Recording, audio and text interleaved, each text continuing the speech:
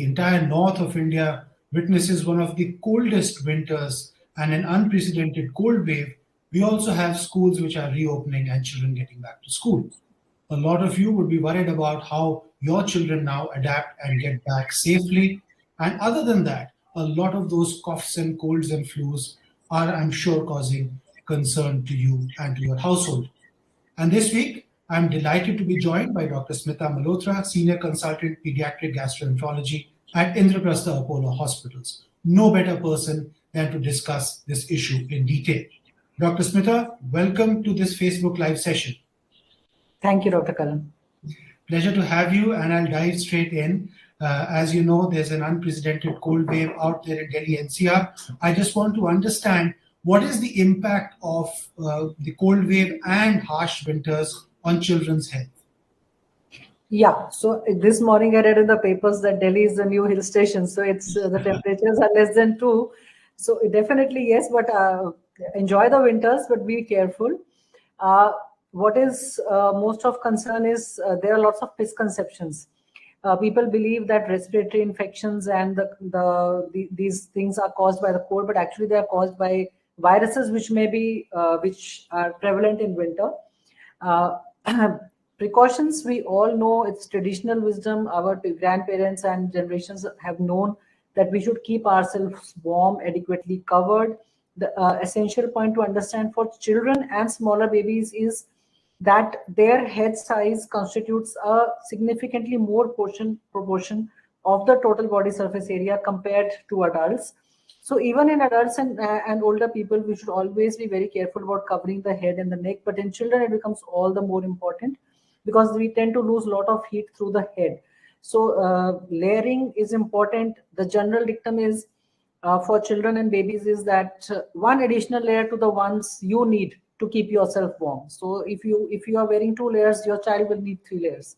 So adequate layering, covering the head, keeping the hands and feet covered, mittens in smaller babies, limiting outdoor time. We don't say don't go out, don't play. We can't keep the children caged inside the house, but keep limiting the time or let them come in, get warmed up again, and then go back again. So not long hours in the outside. These are the general precautions we need to take apart from the dietary measures and the vaccination and all those things which we will discuss. Right. And the cold, basically, I mean, it impacts children. And we also have the flu season, which is on. So, I mean, typically, when these children come to your clinic or to your practice, and you know that they've got cold exposure, what are some of the symptoms that you typically see? See, usually in this season, what can happen theoretically is they can get frostbite or those things we see usually in countries which are further colder than us. So we usually don't see all that in our clinical practice. What we usually see is children coming in with the running nose or a cough and a coryza. These are usually viral infections, but these viruses are more rampant in winter. It is believed that the cold air, it helps spread and preserve these viruses for a longer time. So they are the viral infections which are actually responsible for the symptoms. You can even have gastroenteritis. So these are the usual symptoms. And mostly it will be the chest and respiratory symptoms. Most of them are mild. They are self-limiting. You will have a low-grade fever for a few days. You'll have cough, congestion. You may have a blocked nose. But they can at times be life-threatening. They can progress to serious pneumonias. They can progress. Sometimes children may end up on the ventilator. Progress to severe illness, and especially in smaller children and the elderly. So one has to watch out for any fast breathing. One has to watch out for any refusal to feed or any lethargy or drowsiness, decreased urine output. So these are signs that your child needs to go to the hospital. Otherwise, most of the treatments are symptomatic and supportive. Though we do not advocate any over-the-counter medications, taking medications by yourself. Sometimes people will have previous prescriptions and they will just buy the same medicine and start it. Sometimes they will. We all are aware of cough syrups and antibiotics and all these things. So we will not advise self-medication, and especially in children, smaller children, cough suppressants are to be avoided. Most of them do not have any major impact. So home remedies we have lots of traditional wisdom. Even the West is aping us now. So you may use your home remedies, warm soups, warm drinks, keeping the child warm, and yes, medical care under the supervision of your pediatrician. Right. And what about air pollution? A lot of our cities are now engulfed with poor air quality. Yes. Does that also impact? That adds to it. That adds to it. That adds to it, and that has made things worse. The respiratory symptoms worsen. The breathing difficulties worsen. The smog. It stays. The pollutants can't be dispersed of. It stays for longer. So yes, it is a significant contributor to the morbidity occurring because of the cold. So the pollution, it's a larger issue which has to be addressed at a larger level. What we can do is, COVID has taught us to use masks. Right. We have become used to using masks. We have become used to using N95 masks. So in children, it's difficult. Smaller children, it's difficult, but a bit older children can use masks. So when they go out to school, I think they should use the mask. At least children above 5 years can safely use the simple mask. So that will help both from the pollution and also from catching respiratory infections. Right. What I would say to the parents is, if your child has a mild cough and cold, don't send the child to school. Let them recover, because it is a self-limiting most of the times illness, but it will spread rapidly to the other children. So and even if you have someone in the family who is infected, try to limit their exposure to other children and also to the elderly. The elderly are also equally susceptible, if not more. So the elderly also need to be protected. Right. And touched upon COVID. We are seeing the exit waves of COVID in many countries. Luckily, we've had cases here. But if a child has had COVID previously, does that make them more vulnerable to such impacts of the cold wave and air pollution?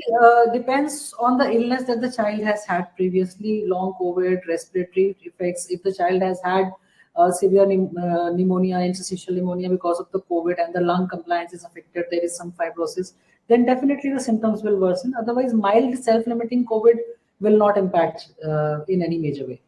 Right.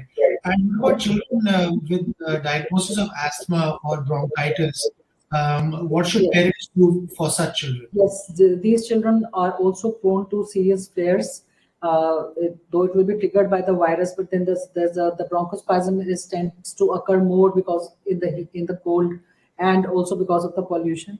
So they will need to be on their the ones who are on their regular medication will need to be on their regular medication. They should be on preventive medications. Those who are on inhalers should be on the inhalers. Definitely, they should avoid open fires like bonfires. People use a lot of bonfires or angithi or something like that to keep themselves warm. This smoke should be avoided in asthmatics. Very important. For all seasons, smoking, if anybody is cigarette smoking in the family, we always advise them to stay away from asthmatics. So asthma children will require, if their bronchodilator dose may go up, if they are the ones who require occasional bronchodilators, then they might have to be kept on some regular medication for some time. Yes, exercise in the cold itself, the pollution or the viruses which are prevalent in winter, they can all cause exacerbation of asthma at this and before we move to mitigation and looking at diet and other things, you've spoken in quite detail about medication. And since this is self-limiting, so what should parents give and what should they not give? As you said, I also have an experience of a lot of people just giving previous prescriptions, buying it and giving it to their children this year as well. What are the pitfalls of that? So 2 questions. 1, what should be safely given that it's self-limiting? And 2, the pitfalls of self-medication for children. See, if they have a fever, you can give paracetamol, which is also weight-based. The dose is 15 mg per kg, so it is according to the weight. And you can repeat it after 6 hours, but you should not give more than 5 doses in a day. We sometimes see parents giving paracetamol every 3 hours, 4 hours, so it can be toxic and it can affect the liver. So paracetamol can be given not more than 4 or 5 doses in a day. If the fever does not respond to paracetamol, You can, you can do tepid sponging, but then that is also difficult when it's so cold. So mefenamic acid can be given. These are the fever medications which you can give dose based according to the body weight and the age. The antihistaminics and cough suppressants are usually not required. Mostly what you will require is to keep the nose from being blocked. So just a saline drops, you can just repeat every 2 to 3 hours to keep and clean the nose so that it remains open. Most of the problem will be because of the stuffy nose and nose blockade, especially in smaller babies.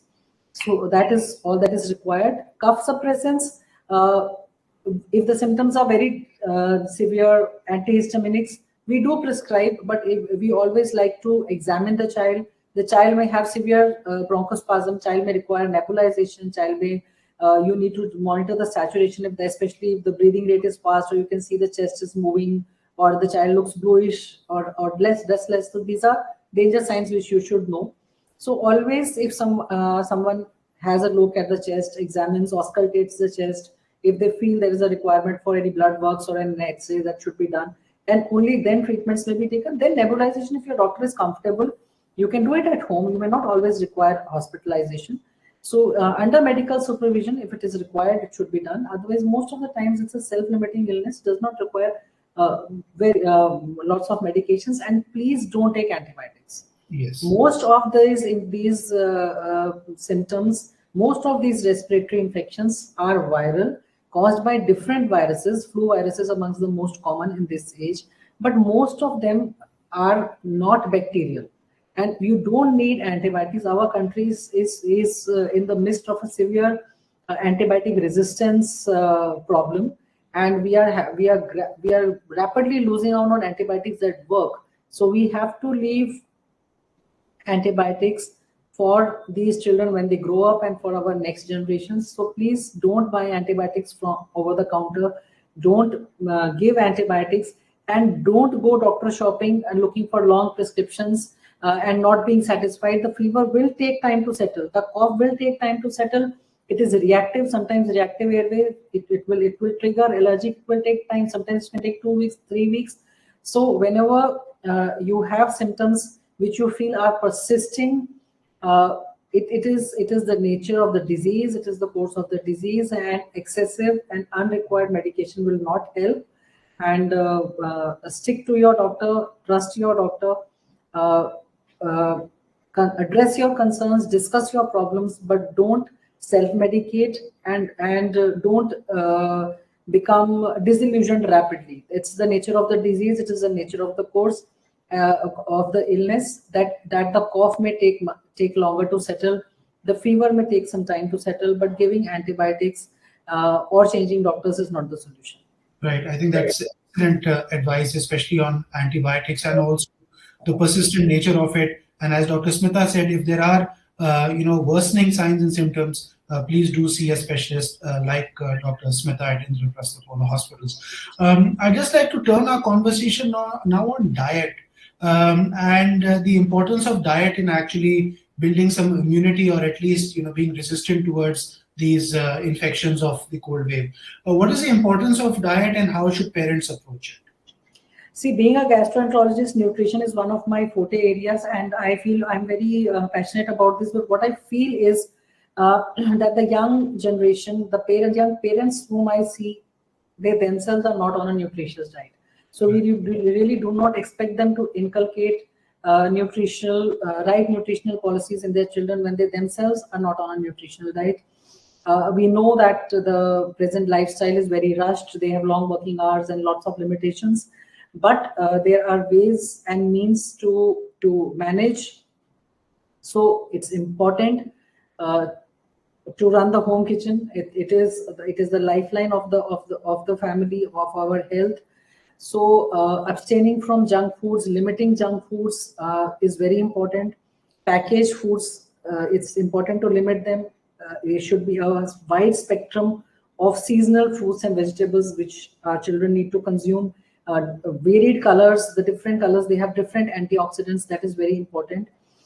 It's important that you take the seasonal ones. It's not you don't need to just buy very expensive or imported stuff. The locally available seasonal vegetables and fruits are good enough. Take whole grains, take warm liquids, take warm soups, take the traditional foods which we I don't think anybody I don't think I ever seen a kid who is taking Indian gooseberry or amla. It's the richest source of vitamin C. No, it's important to inculcate the we have a whole reserve of very good foods in our traditional cooking and in a traditional vegetation scenario. So go to your traditional foods, take uh, foods which eat for nutrition, not just for taste or abating hunger. That is my message. And it is not just for prevention against colds, it is for general health. I see so many children coming in with constipation. A major proportion is lifestyle and diet. Similarly, it is for our immunity. The fresher foods we take, the wide variety we take, the more different colors we take, the whole grains we take, they all help build our immunity. They have trace elements and minerals which are required. So abstain from junk foods, abstain from soft drinks and colas, abstain from very refined foods, take adequate protein, take thermogenic foods which are available. So these are the things, dates and sesame seeds. All these things are traditionally considered warm foods, so these should be consumed in winters, and they are very nutritionally dense also. Right. So viewers, go color, go local, and whatever is available in the season, do take that, is the advice from Dr. Smita. I also would like to ask you about activity. Obviously, there's some activity that will happen in school in terms of PE and PT classes and periods or whatever. And then some of it would be evening play for children. Would you still recommend that given the cold environment right now? Yes, I would say that the play we don't need to totally restrict, but we can limit the duration. They should not be out in the cold for long hours. Like if they go out and start playing a cricket match for 5-6 hours, that is not what I would recommend. They can go out and play for half an hour, come back in, take something warm, warm themselves on for 15 minutes, and then go back again. But limit the time, limit the exposure, and prolonged hours is obviously they have to be wary of, and adequate layering, adequate coverage, especially including the head, the hands, socks, everything, shoes important. Right. They should not be wearing shoes which will get wet in the ground. Those are the precautions that they'll need to take. Right. And the natural sequel to that is it safe to take a bath now that you've gone out and played? Is there any Yes, it's very important. Actually, the infections which we will catch is because of the viruses and the microbes. So adequate hand washing, very important, to wash your hands multiple times in a day. That is one of the simplest ways to prevent yourself from catching infections. So that is a habit which we have to inculcate in everybody in the house, to frequently wash their hands, which to some extent COVID has taught us a lot. So frequent hand washing is very important. Taking a bath regularly is very important. If your skin is the home where it will just hold microbes and bacteria, so it will catch infections. It's important. Adequate moisturization is important. Skin tends to get very dry, so you maintain a skincare regime.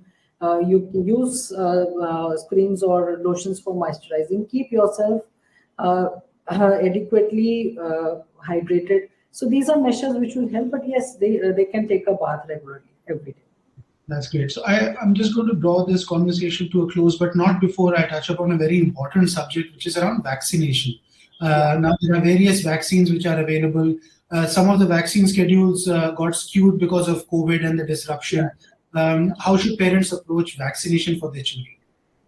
See, vaccination is something on which there is no compromise. I mean, it's very easy because the child is well, and the parents. It is not something which is emergent. It is optional, and it's elective. So parents, tend to defer. Minor reasons. अभी ठंड बहुत ज़्यादा है, थोड़ा कम हो जाए तब करा लेंगे. So there should be no compromise on the vaccination. If your age appropriate vaccination according to your age, according to the schedule, should be done. All the available optional vaccines also should be taken. We see children coming in with serious illnesses which can be prevented by regular simple vaccines. They should also be taken. And the flu vaccine, which is for influenza, which is very common, which is the main, the flu virus is the main virus which causes illnesses in winters. So flu vaccine also, it's an optional vaccine. It's not a mandatory vaccine. If your child is immunocompromised in any way, is on chemotherapy, is a post-transplant patient, immunosuppressed patient, or any chronic illness requiring immune suppression medications, then it is absolutely mandatory that you take the vaccine every year, every season. Every season there is a vaccine comes according to the strains which are prevalent at that time. So that vaccine, it's a yearly vaccine. Children less than 9 years, there are 2 doses for the first time. After that, it's always yearly. So every year, take the flu vaccine. But even healthy children should take it because there is significant morbidity, and we are always among so much pollution, which adds to the morbidity. So even healthy children should take the flu vaccine every year. And the adults, the elderly in the house, they are also very susceptible. Usually what happens is the elderly ones, they are more restricted indoors. In the winters, further more restricted. They'll not be taken to hospital, and sometimes the mobility issues are there. Somebody's on a wheelchair, on all those things. But do make the effort to give the elderly the flu vaccine every year. That is very important because influenza flu infection can be devastating for the elderly as well as small children. Right. Doctor, it's been fascinating discussing this subject with you. Any parting words for our viewers as they battle this cold wave head on? Well, I say enjoy your winters, but just be careful. Just follow all the precautions and enjoy your winters. It's not always that you have, with global warming, I don't know how long we have this to see. So enjoy your winters, but be careful. Take your vaccinations, adequate layering, and winter fashion is perfect. Beautiful coats, mufflers, sweaters. So enjoy your winters and let your children explore, but don't limit them. But take adequate precautions. Don't be careless. And with that, all well. It's very soon. It's just a few more weeks, and it will be gone. Great, and that's why we love Dr. Smita, because she's optimistic about things and also has good advice. Dr. Smita Malhotra, Senior Consultant, Pediatric Gastroenterology. Thank you so much for coming for this face. Thank you. And if you do want to reach out to Dr. Smita, want to consult her, get an appointment, please call our board line numbers. There are the ticker below will have all the information. You can DM us. You can reach us in multiple ways. Drop us an email, call us. We'll be happy to set up some time with Dr. Smita. And that's all for this week. Next week, I'll have another specialist talking about another issue of concern. Please do share this with your friends and family so that they can also benefit from good advice and good health. Till next week, stay happy and healthy. Thank you. Thank you, Dr. Karan. Thank you.